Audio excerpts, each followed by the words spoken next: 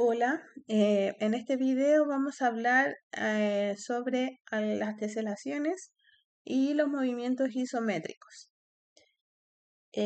A continuación, a la derecha, ustedes pueden visualizar un video en el cual vamos a utilizar el recurso de GeoGebra. Entramos a geogebra.org y luego nos vamos a la parte de calculadora. Y en la parte de calculadora seleccionamos la parte de geometría. En la parte de geometría vamos a darle clic a todas las opciones que tenemos para poder dibujar. Entonces hay que darle varias veces clic más. Y lo primero que vamos a hacer es un triángulo equilátero. Entonces para hacer esta construcción de triángulo equilátero, simulando que tuviéramos una regla y un compás, consideramos dos puntos, no importa la distancia que los dibujemos, y luego nos vamos a la herramienta de las circunferencias que dice compás. Ahí seleccionamos los dos puntos y de esa manera construimos una circunferencia que tiene el radio, esos dos puntos, y utilizamos la misma circunferencia para dibujar una con el mismo radio, pero ahora con el centro A.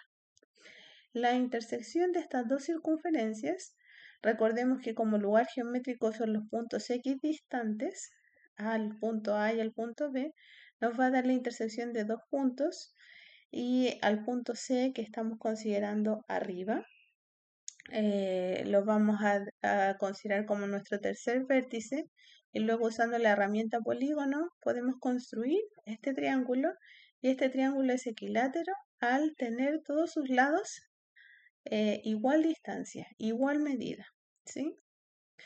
Si nosotros utilizamos la herramienta ángulo, podemos darnos cuenta que la medida va a ser 60 grados en el vértice A, luego en el vértice B podemos comprobar que también la medida va a ser 60 grados y de ese modo, por el teorema de que la suma de los ángulos internos de un triángulo tiene que ser 180, entonces el tercer ángulo vale 60. Utilizando el movimiento isométrico rotación, vamos a considerar nuestro triángulo, vamos a tomar uno de los vértices como centro de rotación y vamos a hacer una rotación en 60 grados, antihoraria. De esa manera podemos completar una parte del plano con este triángulo equilátero y vamos viendo que entre los dos triángulos no queda ningún espacio. Esto va a producir una teselación. Y esa teselación la podemos producir a partir de distintos movimientos isométricos. Por ejemplo, ahora utilizamos el de la traslación. Para utilizar la traslación necesitamos un vector. El vector de traslación va a ser el vector que une los puntos A con el punto B, como acabamos de dibujar. Y de ese modo, entonces nosotros podemos considerar la función movimiento isométrico traslación, tomar el objeto,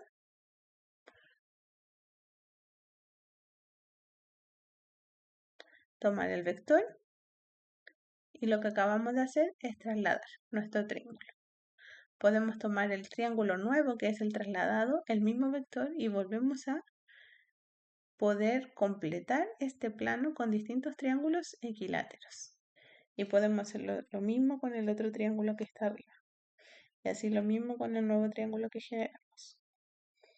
Ahora, para poder utilizar la herramienta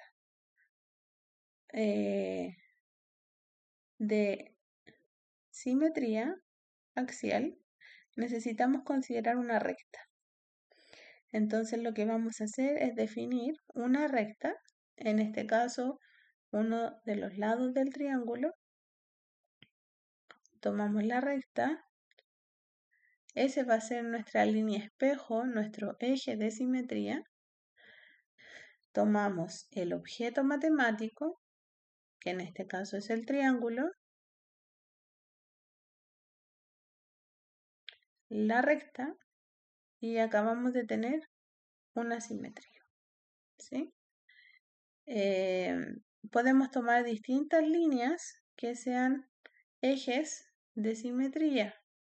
Y así podemos ir completando nuevos elementos para rellenar el plano. Por ejemplo, si tomamos el tercer lado y consideramos ahora una simetría con respecto a ese triángulo, entonces vamos completando hacia arriba, ¿sí?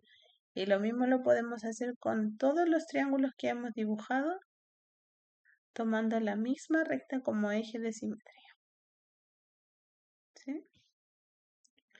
Para poder terminar y tener un dibujo un poco más completo, vamos a utilizar nuevamente la rotación. Primero vamos a utilizar el mismo ángulo 60 en sentido antihorario, que fue lo que hicimos por primera instancia, y ahora vamos a hacer una rotación en un ángulo más grande. 2 veces 60, que sería 120. 3 veces 60, que sería 180.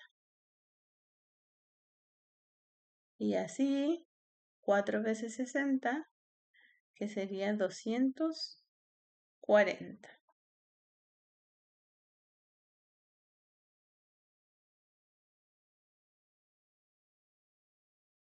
De este modo producimos una teselación.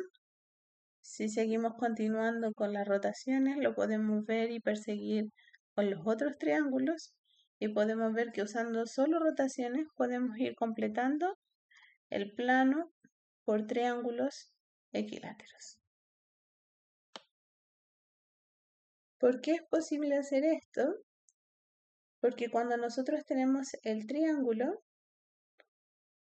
en este vértice, nosotros vemos que están llegando los ángulos de 60 grados y en este caso, para poder dar toda la vuelta, estamos necesitando 6 triángulos de 60 grados.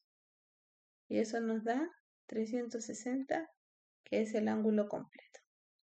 La pregunta ahora es, ¿con qué otros polígonos yo podría repetir este proceso?